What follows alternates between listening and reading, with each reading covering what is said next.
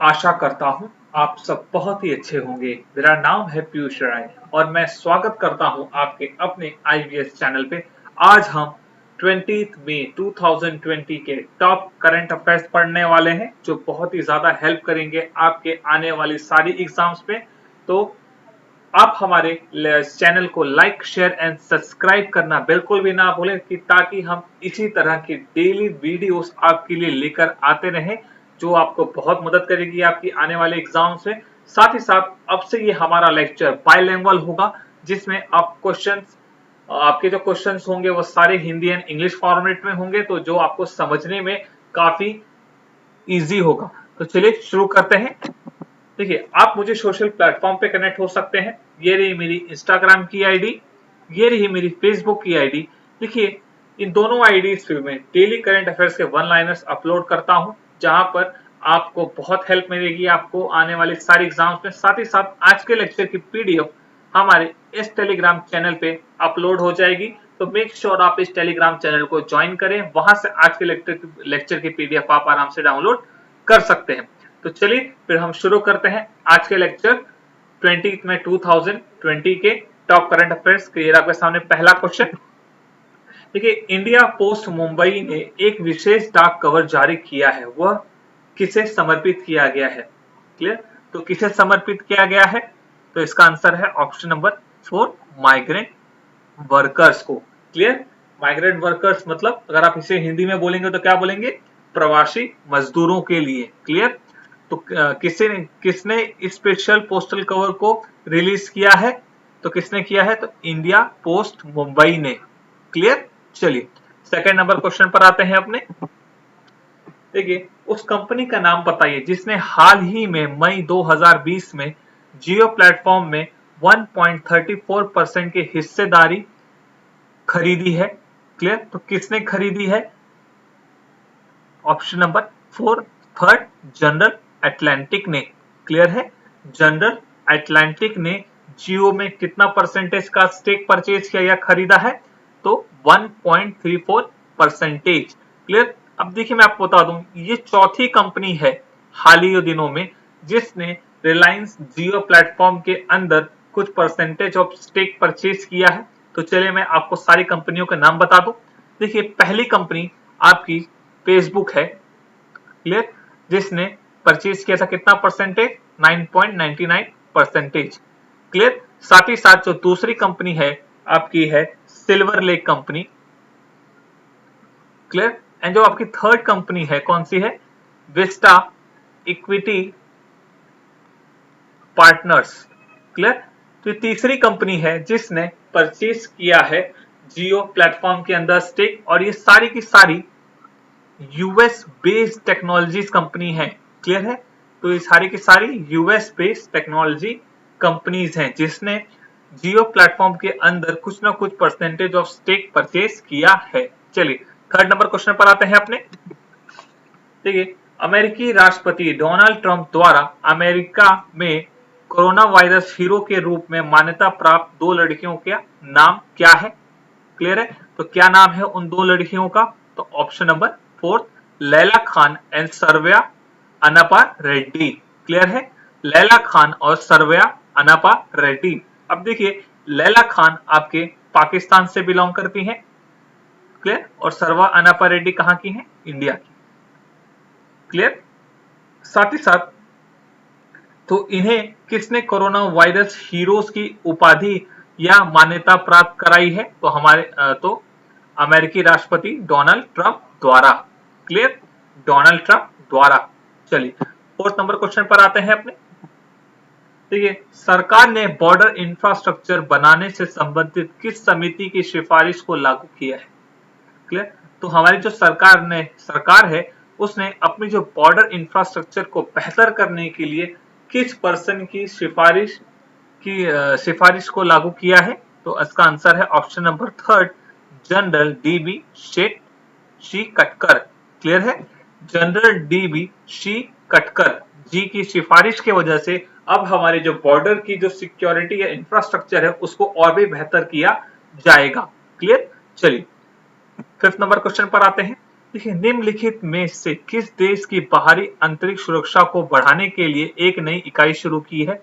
तो कौन से देश ने अपनी बाहरी अंतरिक्ष सुरक्षा को बढ़ाने के लिए एक नया यूनिट शुरू किया है? तो इसका आंसर है option number second, Japan. Clear? Japan ने अपनी अंतरिक्ष सुरक्षा को बढ़ाने के लिए एक नया यूनिट लॉन्च किया है। अब देखिए, जापान की जो स्पेस एजेंसी है उसका नाम जानना भी आपके लिए बहुत जरूरी है। तो क्या नाम है जापान के स्पेस एजेंसी का? जेक्सा। क्लियर? जेक्सा। अब देखिए, जेक्सा का फुल फॉर्म क्या है? जे से है आपका जापान, ए से है आपका एरो स्पेस, इसके बाद आपका देखिए एक्स से है आपका एक्सप्लोरेशन। क्लियर है?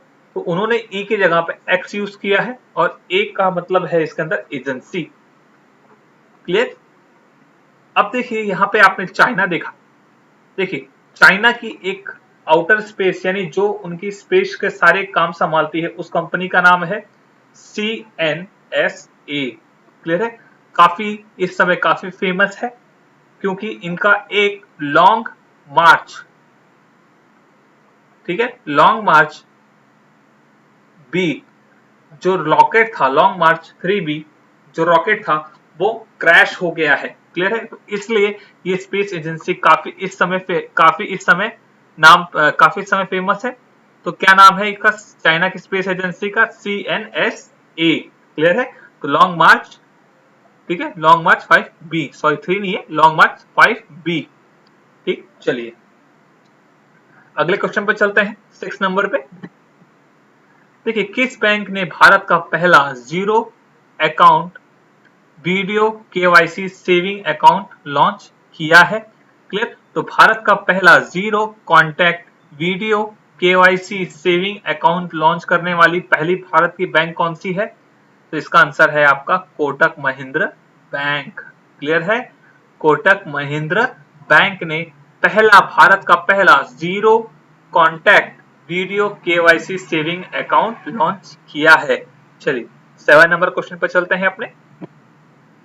देखिए, कोरोना वायरस महामारी के कारण SME, ठीक है, अब देखिए SME का यहां पर मतलब है small medium enterprises. Clear? Small medium enterprises के सामने आने वाली चुनौतियों के बीच BSE और NSE ने SME के लिए वार्षिक सूची शुल्क में कितनी कटौती की है? तो कितनी कटौती की है उन्होंने?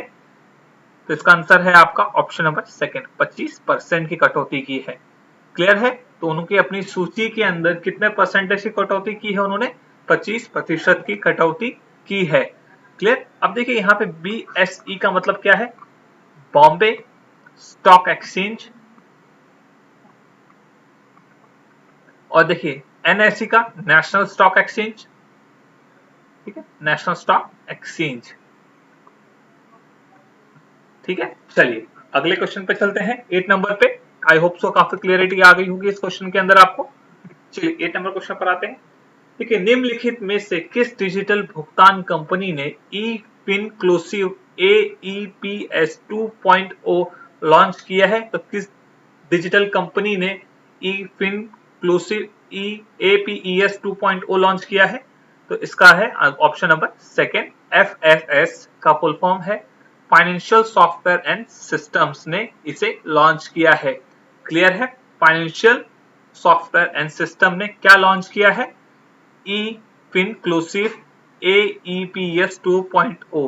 क्या करेगी ये? एक डिजिटल पेमेंट करेगी। ठीक है, चलिए 9 नंबर क्वेश्चन पर आते हैं अपने।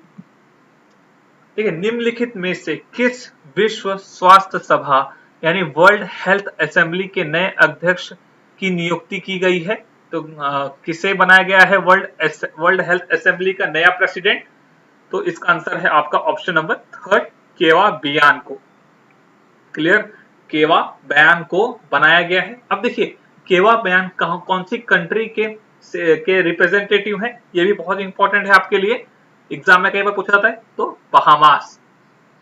क्लियर? बहामास कंट्री से रिप्रेजेंटेटिव थे कौन? केवा बयान। उनको क्या बनाया गया है? 73rd, क्लियर, 73rd नंबर की वर्ल्ड हेल्थ असेंबली के क्या होंगे, ये प्रेसिडेंट होंगे। क्लियर है। चलिए 10 नंबर क्वेश्चन पर आते हैं अपने। देखिए निम्नलिखित में से किसने 2019 के अलेक्जेंडर डेल रिम्पल पुरस्कार जीता है? तो किसने अलेक्जेंडर डेल रिम्पल पुरस्कार जीता है 2019 का? तो इसका आंसर है ऑप्शन नंबर 4 वाइस एडमिरल विनय बढार ने। क्लियर है। वाइस एडमिरल विनय बढार ने क्या जीता है? 2019 का अलेक्जेंडर डेल रिम्पल पुरस्कार जीता है। क्लियर। चलिए 11 नंबर क्वेश्चन पर आते हैं अपने। देखिए किस राज्य ने हाल ही में भारत में स्टार्टअप के लिए एक साइबर सुरक्षा इंक्यूबेटर कार्यक्रम हैक शुरू किया है? क्लियर है। तो किस स्टेट ने हैक कार्यक्रम या हैक प्रोग्राम शुरू किया है? तो इसका आंसर है आपका ऑप्शन नंबर 2 कर्नाटक ने। क्लियर। तो कर्नाटक स्टेट ने अपने स्टेट के अंदर हैक स्टार्टअप्स के लिए एक साइबर सिक्योरिटी इंक्यूबेटर प्रोग्राम चालू किया है जिसका नाम क्या है? हैक। क्लियर। चलिए 12 नंबर क्वेश्चन पर आते हैं अपने। देखिए केंद्र सरकार ने, देखिए central government has announced to raise the foreign direct investment limit in defense manufacturing under automatic route from 49 to -%। देखिए हमारे केंद्र सरकार ने जो एक ऑटोमेटिक रूट था एफडीआई का हमारे डिफेंस या हमारे रक्षा के लिए, रक्षा निर्माणों के लिए पहले कितना था? 49 यानी 49% था। तो रिसेंटली इसे सरकार ने कितना प्रतिशत बढ़ाया है? बढ़ाकर कितना कर दिया है? 74%। ठीक है।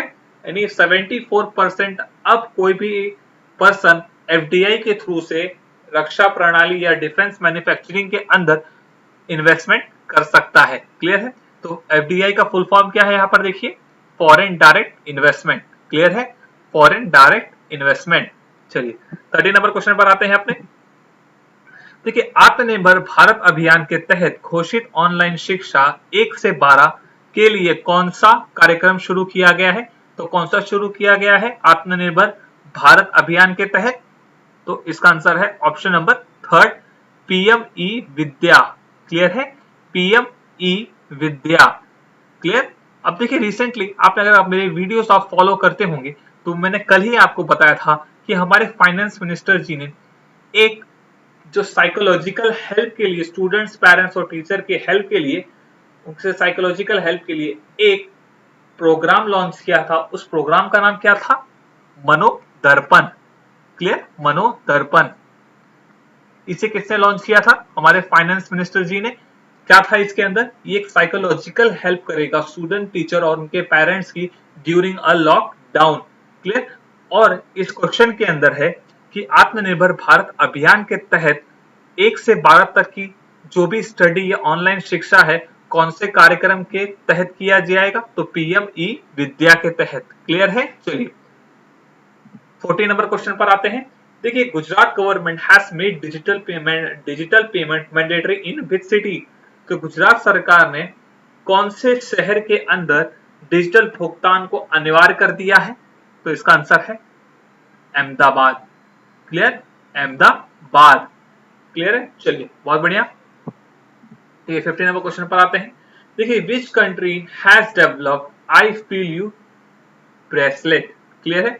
तो देखिए आई फील यू एक ऐसा ब्रेसलेट है जो सोशल डिस्टेंसिंग के तहत काम करता है। यानी एक ये आर्टिफिशियल इंटेलिजेंस वाला ब्रेसलेट है जो आपको बता देगा कि आप कितने दूर पे सोशल डिस्टेंसिंग है पर्सन से।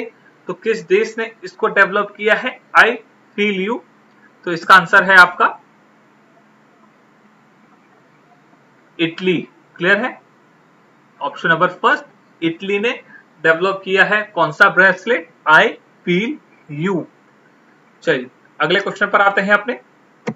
16 नंबर पे आते हैं। ठीक है बेंजामिन नेतान्याहू ने किस देश के लिए 5वीं बार प्रधानमंत्री के रूप में शपथ ली है?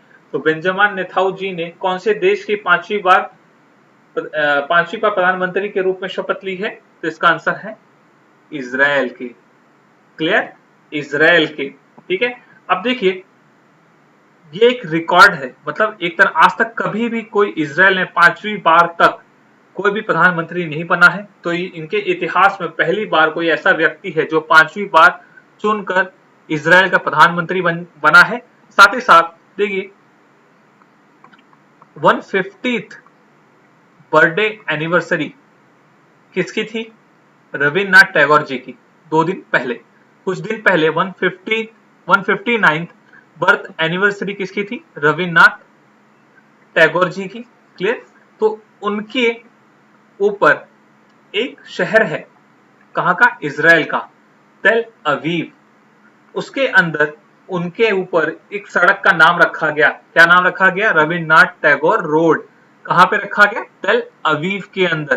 क्लियर है? चलिए, तो कौन से वर्षगांठ थी उनकी? 159th बर्थ एनिवर्सरी थी किसकी? रविन्द्रनाथ टैगोर जी की।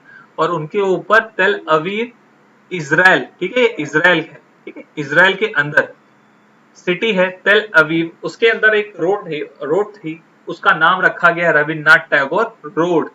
क्लियर? चलिए 17 नंबर क्वेश्चन पे चलते हैं अपने। देखिए, रत्नाकर मटकारी जिनका हाल ही में निधन हो गया है, वह एक प्रसिद्ध क्या थे? राइटर थे। क्लियर है? वो एक प्रसिद्ध क्या थे? राइटर। चलिए अगले क्वेश्चन पे आते हैं। देखिए, अरबपति सलेह अब्दुल्ला कमेल जिनका हाल ही में निधन हो गया, वह किस देश के थे? क्लियर है? तो किस देश के थे? सलेह अब्दुल्ला कमेल, तो option number second, Saudi Arabia के थे। क्लियर है? सऊदी अरेबिया के थे। अब देखिए, सऊदी अरेबिया के, तो इनकी एक बहुत फेमस कंपनी थी। कई बार एग्जाम में यही पूछ लेता है कि इनका रिसेंटली डेथ हुआ है, इनकी कौन सी कंपनी थी? तो इनकी कौन सी कंपनी थी? दला अल बाराका ग्रुप। क्लियर? ये इस कंपनी के ओनर थे जिनकी रिसेंटली डेथ हो गई है।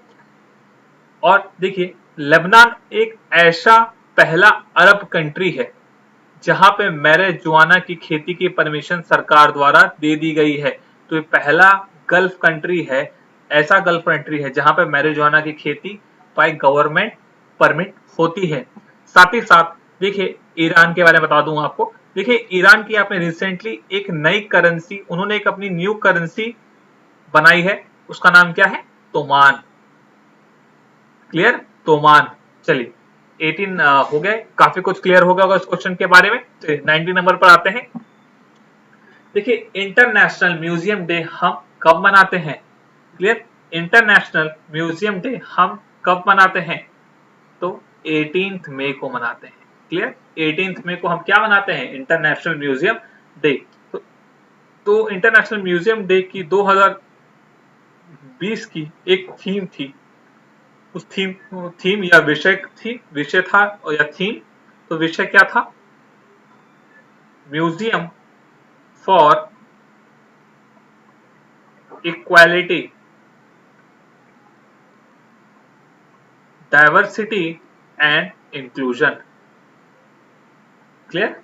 तो ये थीम थी museum for equality, diversity and inclusion. किसकी थी? इंटरनेशनल म्यूजियम डे की थीम थी। कब मनाते हैं हम इसको? 18 मई को मनाते हैं। चलिए 20 नंबर क्वेश्चन पर आते हैं। देखिए, विश्व एड्स वैक्सीन दिवस 2020 कब मनाया गया? तो कब मनाया गया विश्व वैक्सीन एड्स दिवस 2020? कब मनाया गया? तो 18 मई को मनाया गया। क्लियर? चलिए, ठीक है, आज के लेक्चर के पीडीएफ आप हमारे इस टेलीग्राम चैनल पर जाके डाउनलोड कर सकते हैं। तो मेक श्योर आप यहाँ पे ज्वाइन करें, और साथ में दूसरे सारे सब्जेक्ट्स के भी पीडीएफ आप आराम से यहाँ पे डाउनलोड कर सकते हैं। Till then, God bless you and take care.